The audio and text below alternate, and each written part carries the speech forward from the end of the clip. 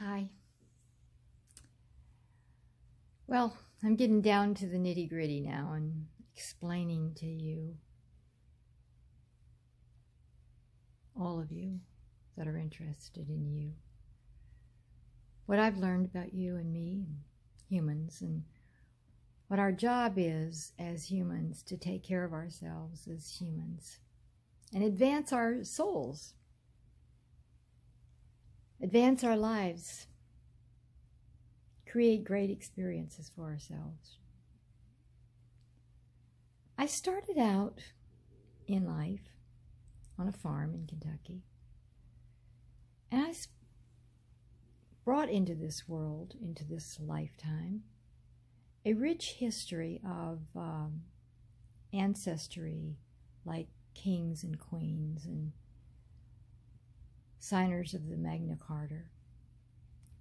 And I had in me a strong force to do things in a new way, to do things that worked. And I had models around me, like my grandmother, who was always creating new ways to heal. Because we lived so far from a doctor, there was no way we could get to one, and she figured it all out. The mother of necessity is the mother of invention. So I kind of learned to do that, can always invent creative ways to handle things. My life was kind of overwhelming. My mother had left my father, and I loved him. I didn't want her to leave. Had she known the way to handle this leaving, it could have been, and it ended up being wonderful. I made it wonderful. I chose to make it wonderful. Had she just simply let me say goodbye to him, she just let me talk to him once every 3 months, but she refused to let me see him. And I was named for him. So a 1.5-year-old baby taken from their father, whom they were named for, into a new environment with a baby sister on the way, does not easily set the stage for joy and laughter. I've overcome it, and I laugh a lot, and I have a lot of joy now. But what it took for me to overcome that, overcome the beatings of my childhood, overcome the abusive family, just daily routine, which is so common in households, overcoming all the traumas that I perceived as traumas, and reframing my life and accepting my life as it happened, and learning from everything that happened and making everything that happened a wonderful thing that happened to me. That's been my life work. I didn't start this work on my life until about age 45. Before that, I didn't really know that there was anything to do. I didn't know about this kind of stuff, like recalling things and letting them go, and all the energy pathways and the understanding of energy that I have now. Although I saw my grandfather take some tobacco juice, spit on his hand, and rub it on burns, and they went away immediately. And my grandmother put ice on wounds, or dressings on wounds, or heat on wounds, and Vicks Vapor Rub on lungs that were full of pneumonia. And I saw her do incredible things, and so it was in me to do this kind of thing. Now, what I really wanted to do is I really wanted to be a dancer. So I went to my mother and I said, "Mom, I want to be a ballerina." And she said, "No girl of mine will ever dance." Found out later she was an expert Charleston dancer. But in that time, our family had become serious Nazarenes who don't look at that kind of behavior of dancing and having fun as a healthy thing. She had closed that door for me, or the universe closed it for me. And it hurt me very much. She said, "You can take piano." Yeah, because that's what she always wanted to do. So that's another thing families do, is they impose their values on the children. And it's all right. It ends up all right if you take what they do and make it wonderful. So I have worked at releasing and reestablishing new pathways of belief in myself. And I have studied with all the great doctors in the world. I don't leave any of them out. And they're men and women with new perspectives on healing. And it's quite a vast curriculum. Along the way, I, without knowing what else to do, went to nursing school. Because when I was growing up, women didn't become doctors. And I wasn't drawn to being the kind of doctor that cuts on people or drugs them or anything of that sort. So I went to nursing school, and I worked in every field of nursing looking for the panacea that would feel right, and none of it did. And about age 45, I kind of retired from nursing and became a public health nurse. I was the marketing director, and I took flowers to doctors so they would send us patients. And they did. Well, along the way, a young student of acupuncture at a place that was then called the John Shin Institute of Healing Acupuncture in Orlando was living nearby, and he was sent to me by my fate and would not leave me alone until I went and got an acupuncture treatment. He said, "You're not supposed to be a nurse. You're supposed to be a doctor of Oriental medicine."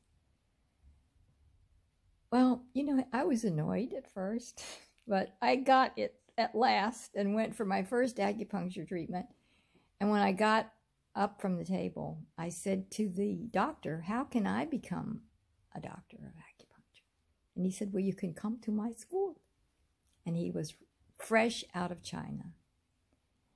And so I went to school at that institute, and I had already gotten a master's in counseling and was teaching nursing prior to my retirement. I was teaching nursing. I was counselor for a while, and I was a massage therapist. So I was exploring vast kinds of healing modalities like Jinshin Jitsu, which is a Japanese healing art, touching points on the body to improve the quality of the energy flow. So I was getting to know that the body is run on energy. And when I got into acupuncture school at age 45, I had a whole new world open to me. And it has been opening since then. I kept working on my PhD, as well doing courses with these greatest healers in the world, bar none. And so I've taken all this and taken the last 25 years of experience putting these tools that I learned from my whole life experience. Yoga, meditation, dancing, since then, a lot of dancing, ballroom dancing. Qigong, Tai Chi, putting it all to work. Nutrition? Oh, yes. But it's more than nutrition. It's feeding ourselves what we absolutely must have to thrive and survive. Breathing. I actually went to the Himalayan Institute and sat there and learned how to breathe. Because breath is one of the biggest neglected parts of our lives, the breath. Breathing deeply and slowly into the abdomen.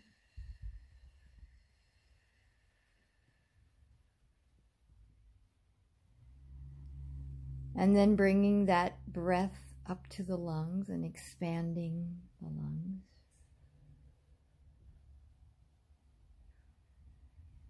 And breathing down through the diaphragm and expanding the abdomen.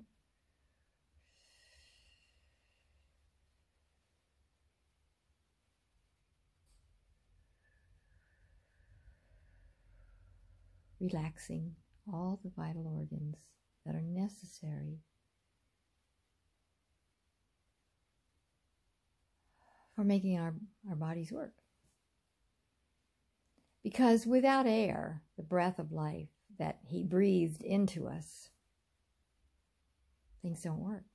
Because oxygen is the activator of life force. It's required. It's how plants get green. That and the sunlight and the water.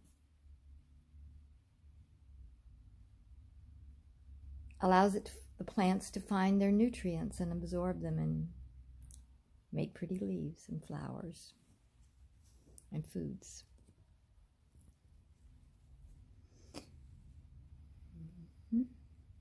So as I graduated from school, I began to utilize all these skills and put them into practice working with people. And my sessions became longer and longer because there was so much to do for everyone. And many people would only come once because they weren't used to paying for improving their health or improving their awareness of themselves or releasing the traumas and miseries and stresses of the past and learning to be responsible for their health themselves. So I worked harder, and I've worked a total of 25 years in the acupuncture field as a doctor of Oriental medicine. Before that, it was 25 years in nursing.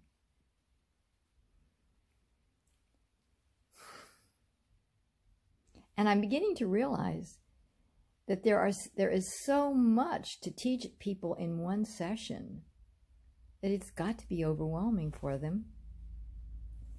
And so I thought, well, I'll take this route. I'll educate people, kind of like globally, give them data that's never been given them before. They need to live. And to accomplish the goal of filling themselves with light and love. The goal of living. To become one with our Creator. Without anything in between. Because to understand how energy works, God is light and love, Christ's light, whatever your belief is, the basic creator is life force, energy, light, frequencies.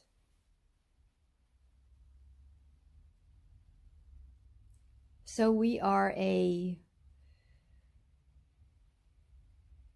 very interesting combination of frequencies. Everyone different, but tending to have like certain commonalities in frequencies that are